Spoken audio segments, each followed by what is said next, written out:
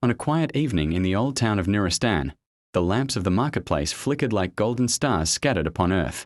The scent of cardamom and roasted almonds lingered in the air. People bustled, their lives weaving stories, some bright as silk, others heavy as stone.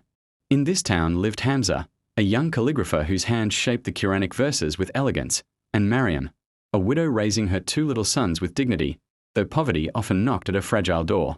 There was also Idris, a merchant whose coin shone brighter than his conscience, and Afia, a maiden known for her honesty as much as her radiant smile. One night, beneath the lanterns of the masjid, an elderly traveller arrived. His beard was snowy white, his voice like a river flowing over stones. He gathered the townsfolk and recited the words of the Prophet. Avoid the 7 destructive sins. Curiosity rose like a tide in the people. What are they, O Messenger of Allah?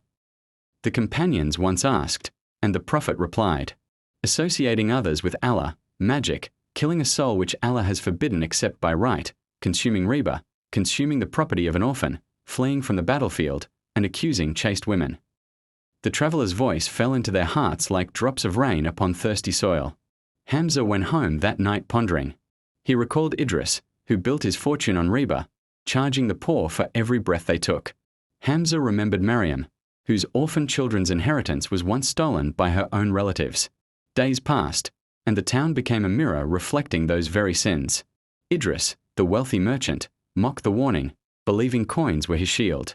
But soon his health crumbled, and the doctor's potions could not purchase him a single heartbeat. The people whispered, gold cannot ransom the soul. Maryam's orphan sons wept at night, hungry for bread and justice. His ink became his sword, and truth became his banner. At last, justice arrived, and the children's faces lit like dawn. Then came the slander against Afia. Wicked tongues accused her falsely.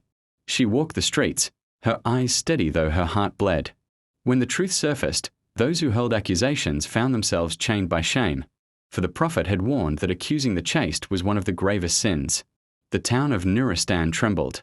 Each sin became a shadow, and each lesson a lantern. Hamza told the people, the Prophet warned us not for tales of the past, but for the lives we live today. Shirk, sorcery, bloodshed, riba, betrayal of orphans, cowardice in the face of truth, and slander, these are fires that burn societies. And so, Nuristan learned, the calligrapher's ink, the widow's patience, the maiden's honour, all stood as witnesses. The traveller departed, leaving behind not his name, but his reminder. The destructive sins are 7, but the path to mercy is one. Return to Allah and guard your heart.